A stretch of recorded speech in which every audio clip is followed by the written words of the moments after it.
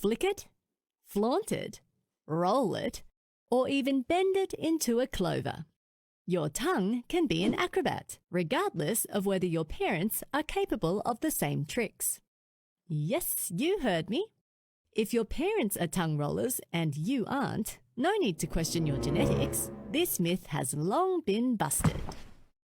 Of course, this doesn't mean there's no genetic involvement in rolling your tongue.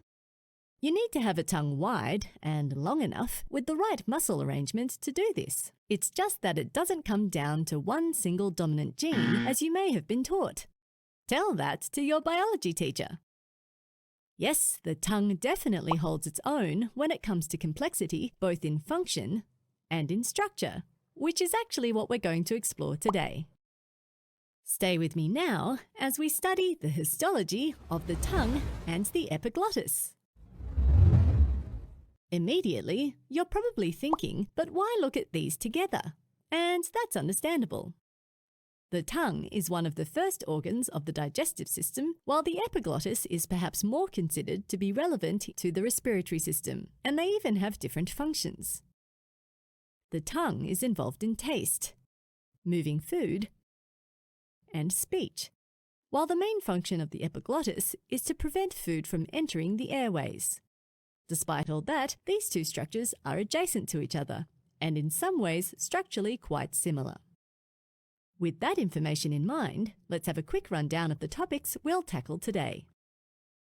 We'll start by looking at a histological slide of the dorsum of the tongue, which you can see here. We'll then move to another section of the tongue, which shows its ventral surface. We'll then go on to look at the histology of the epiglottis, especially its main difference from the tongue, the elastic cartilage. We will, of course, finish with some clinical notes to put the histology that we're about to learn into a bit more perspective.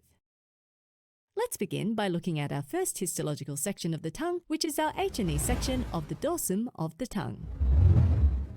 Now, I've just mentioned that the stain used for this section is hematoxylin and eosin, or H&E. Just in case you're not too familiar with it, or just need someone to jog your memory, hematoxylin is basic, or acidophilic, so it stains acidic structures, just such as nuclei full of DNA, or deoxyribonucleic acid, a dark blue colour. And eosin is acidic, or basophilic, and stains basic structures like the cytoplasmic proteins pink. We've zoomed in a bit to take a closer look at the tissues of the tongue now. Looking at the dorsal surface here, we can see the mucosa of the tongue, which is composed of two parts, an epithelial layer and a subepithelial layer, which we refer to as the lamina propria. Note that unlike most of the others of the gastrointestinal tract, there is no muscular layer in the mucosa of the tongue, nor is there an underlying submucosa. Now, unfortunately in this section, the structures known as lingual papillae, which contain our taste buds, have not been well preserved, so we're not going to say a whole lot about the epithelial layer of the mucosa, apart from the fact that it is generally non-keratinized, stratified, squamous epithelium.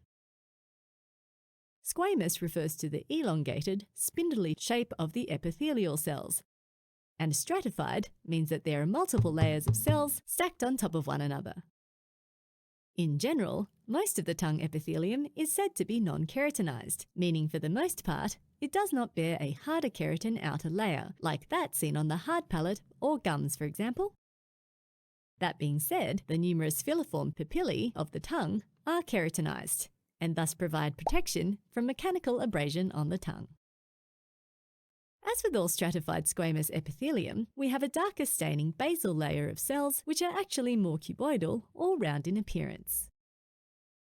As the epithelial cells of the basal layer mature and move more superficially, they may accumulate glycogen, which gives them a somewhat clear and swollen appearance, which is typical of this type of epithelium. And that is all we're going to discuss about this epithelial layer in this tutorial. If you'd like to learn more about the lingual papillae, please be sure to check out our video tutorial, which will explain all about them. Moving on to the deeper part of the mucosa now, which as we said is called the lamina propria. This is a fairly thick layer of connective tissue which contains pockets of adipose tissue, nerves, blood vessels, as well as diffuse or scattered amounts of MALT, mucosa-associated lymphoid tissue. The lamina propria is relatively uneven in thickness and sends many projections, known as connective tissue papillae, into the overlying epithelial layer. When these papillae are cut obliquely, they may appear as islands of connective tissue within the epithelial layer. Deep to the mucosa of the tongue, and making up the rest of the tongue, is a thick muscular layer, meaning that there is no defined recognized submucosa in the tongue. The muscular layer contains muscle fibers coursing in various directions, which you can notice by the different appearances of the fibers cut in section. Now, before we speak in more detail about this muscular layer, let's first point out that what we are looking at here is skeletal striated muscle. How do we know this? Well, if we look at a high magnification of the muscle fibers cut in cross-section, we will see nuclei mainly at the periphery of each muscle cell, which is characteristic of skeletal myocytes. And in the longitudinally cut fibers, we can see classical skeletal muscle striations here. So before we try to identify the tongue muscles in our section, let's first refresh our memory on what and where they are. So we know that the tongue is capable of a wide range of really precise movements to accommodate speech, and this is achieved by quite an unusual muscle arrangement of intrinsic and extrinsic muscles. In our histological section today, however, we will be mostly focusing on the intrinsic muscles. The image that we're looking at now shows a cross-section of the tongue with the dorsum of the tongue shown here. You'll notice there is one layer of muscle just below the dorsum, and it is called the superior longitudinal muscle of the tongue. It runs from the posterior to the anterior ends of the tongue. We also have an inferior longitudinal muscle of the tongue, found just deep to the ventral surface mucosa and with the same orientation of fibers. Sandwiched between these two layers, we have the vertical muscle of the tongue, with its fibers arranged somewhat vertically from the dorsum towards the ventral surface of the tongue. And the transverse muscle of the tongue, with its fibers coursing from the medial septum to the lateral edge of the tongue. In our section of the dorsum of the tongue, we can identify three of the intrinsic muscles. The superior longitudinal muscle of the tongue, seen here closest to the mucosa. The next intrinsic muscle, which is easiest to identify, is the vertical muscle of the tongue, which extends from the deep parts of the tongue right up to the mucosa. And finally, interspersed among the vertical fibers are the fibers cut in cross-section, which belong to the transverse muscle of the tongue. Let's continue on to our next section of the tongue now, which is our trichrome section. We're now looking at a slide processed with an Azan trichrome stain of the ventral surface, or the underside of the tongue. Let's quickly run through what you would expect to see with this stain. The nuclei are stained bright red. Connective tissue and mucin stained blue, and muscle stains red. Now let's see what we have in this section, beginning first with the mucosa. Like our H&E section, we see the exact same squamous stratified arrangement of the epithelium here, but you'll immediately notice that its surface is not nearly as bumpy because it lacks mucosal ridges and folds. Moving into the deeper lamina propria, this is similar to that seen on the dorsal surface. However, it is not as thick. With this particular stain, however, we can get a much better appreciation of the loose connective tissue, which appears bluish purple. Once again, we can see several connective tissue papillae extending into the overlying epithelial layer, however it's not as pronounced as what we saw in the H&E section. Also present in this section are many mucous lingual glands, one of which you can see here. These glands mainly produce mucin, which acts as a lubricant for the surface and contents of the oral cavity. We know that they are mucus glands, as opposed to serous glands, due to the fact that their cells have a foamy appearance, which is due to the nuclei that have been displaced to the periphery. Now let's take a look at the muscular layer, or the core of the tongue, in this section. Once again, we can easily identify this as skeletal striated muscle, due to the fact that we can see peripherally located nuclei of the myocytes, or muscle fibers, cut in cross-section, as well as the presence of striations in the muscle fibers in longitudinal section. Once again, we can also appreciate the varying directions and cuts of the muscle fibers, all of which belong to different muscle components of the tongue. So coming back to our Arzan trichrome stained section of the tongue, we can identify 3 different orientations of muscle fibers in this section. The first, immediately deep to the ventral mucosa, is the inferior longitudinal muscle of the tongue. We know this is the inferior longitudinal muscle because it lies closest to the ventral surface of the tongue, and since this muscle runs longitudinally from back to front of the tongue, its fibers appear in cross-section, or kind of circular in our micrograph here. Deep to this, we see a layer of long muscle fibers which are clearly running in a different direction, sometimes appearing to be cut in longitudinal or sometimes oblique section. This is our transverse muscle of the tongue, which, as we said, runs from the median septum to the lateral border of the tongue. As we move deeper to the core of the tongue, we can see some fibers cut in longitudinal or oblique section. These longitudinal fibers most likely belong to the vertical muscle of the tongue, which extends from the dorsum to the ventral surface of the tongue. Interspersed amongst these fibers are some horizontal fibers cut in longitudinal section, which are additional fibers of the transverse muscle of the tongue, which we looked at before, as well as other fibers cut in cross-section, which probably belong to some of the extrinsic muscles of the tongue, maybe the genioglossus or the palatoglossus muscles, depending on where this section was taken from. You'll also see plenty of adipose tissue here between the muscle fibers, which is common in the tongue. In fact, your tongue also increases in size when we gain weight and may contribute to snoring and disorders such as obstructive sleep apnea. Who knew? Also in this layer of muscle, we find a branch of the lingual artery, which is the main blood supply to the tongue. The lingual artery is actually a branch of the external carotid artery in the neck. This artery is convoluted, meaning wavy, to allow it to stretch with the tongue as it moves. And that, my friends, wraps up the histology of the tongue. Let's move on to the histology of the epiglottis. The epiglottis is a flexible cartilage that bends or folds over the inlet of the larynx when you swallow. We are once again looking at an H&E stained section.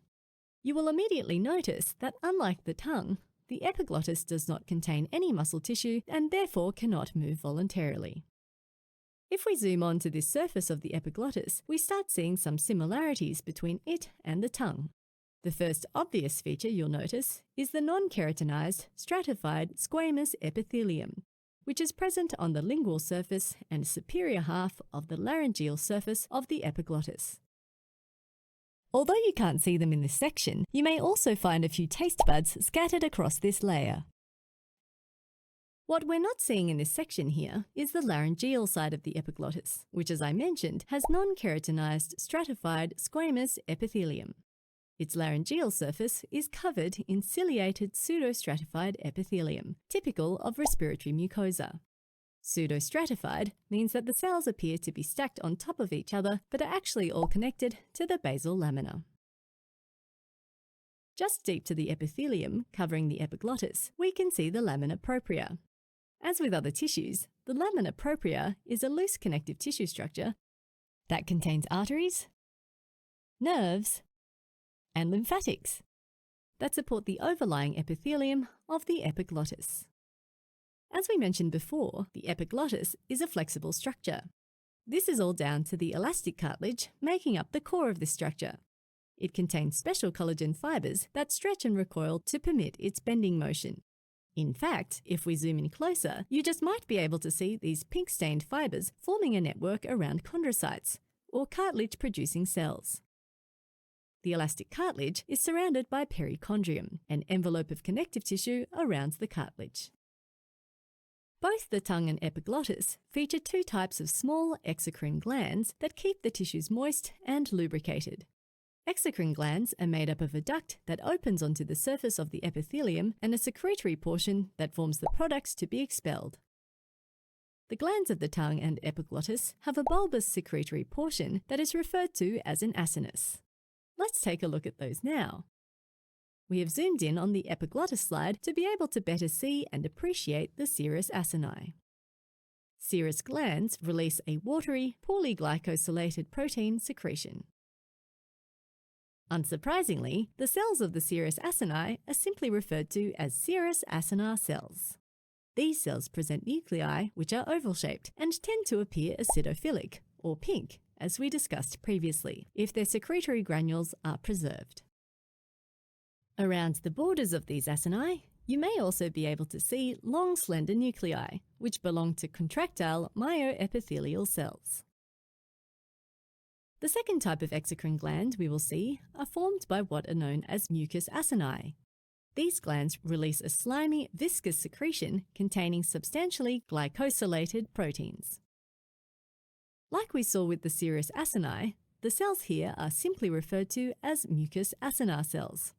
Compared to bright pink serous acini, the cytoplasm of a mucous acinus appears pale and foamy as the mucinogen granules it contains are often lost during tissue preparation. Once again, the long slender nuclei of myoepithelial cells may be visible around the perimeter of the acinus. Seromucous acini, also known as mixed acini, produce both serous fluid and mucus and contain both mucus and serous cells. On first glance, you might confuse one with the mucous acinus, due to the fact that the acinus appears to be mostly composed of foamy-looking mucous acinar cells. However, if you look a little closer, you will see that the acinus is capped by one or more serous acinar cells, which form a crescent-shaped structure known as a serous demilune. All acini, regardless of their type, empty into excretory ducts which convey the serous and mucus secretions to the surface of the epiglottis. They may be lined with cuboidal, columnar, or stratified columnar epithelium, as you can see in our example here. And that wraps up the histology of the tongue and the epiglottis. But we're not done yet. Let's put what we learned into some clinical context. In our clinical section, we're looking at a really interesting condition. It is called geographic tongue, due to the resemblance of affected tongues to a map. It is also clinically known as benign migratory glossitis, or erythema migrans, which gives you some additional information about the condition. Benign lets you know that it is not cancerous, and migratory refers to the fact that the map-like spots on the tongue can over time change their pattern. The condition presents as a pattern of red, irregularly shaped spots on the dorsum of the tongue, with occasional discomfort or burning sensation. Histologically, the red spots appear due to the loss of the epithelium on the dorsum of the tongue, which then leaves the lamina propria and vasculature in it more exposed, making the spots appear reddish in colour. It's sometimes suggested that this condition can occur due to stress, but really there is no agreement over it, and officially, there's no cause for geographic tongue. Similarly, there's also no treatment, and the symptoms tend to disappear within a few days. So the worst part about this condition? It can sometimes be hard to reassure patients that there is nothing seriously wrong with them due to the strange symptoms of this condition. That brings us to the end of this tutorial, but before we finish up completely, let's summarize what we've learned today. We started by looking at two different slides of the tongue, representing its dorsal and ventral surfaces. Both of these surfaces are covered by a protective layer of non-keratinized stratified squamous epithelium. On both slides, we saw the vascularized connective tissue called the lamina propria, located deep to the epithelial layer. Then we identified some of the intrinsic muscles of the tongue. The superior longitudinal muscle, right below the dorsal mucosa, the vertical muscle, the transverse muscle, and the inferior longitudinal muscle of the tongue, right immediately deep to the ventral mucosa. Then we moved on to the epiglottis. On its lingual surface, the tissue structure was very similar to that of the tongue. The non-keratinized stratified squamous epithelium formed the outermost layer, with the lamina propria just deep to it. The main difference was the elastic cartilage that makes the epiglottis so flexible. Finally, we looked at the glandular acini of the epiglottis. The serous acini that look pink in routine stains, and mucous acini that appear empty when their mucinogen granules are lost in preparation. And finally, a seromucous acinus, which was composed of mucous acinar cells capped with a small number of serous acinar cells forming a serous demilune. And finally, we looked at the stratified columnar epithelium of the excretory ducts, which received the product of these acini. We finished up with a mysterious, but thankfully not very serious condition called a geographic tongue. And that brings us to the end of this tutorial. Hope you enjoyed it, happy studying, and see you next time.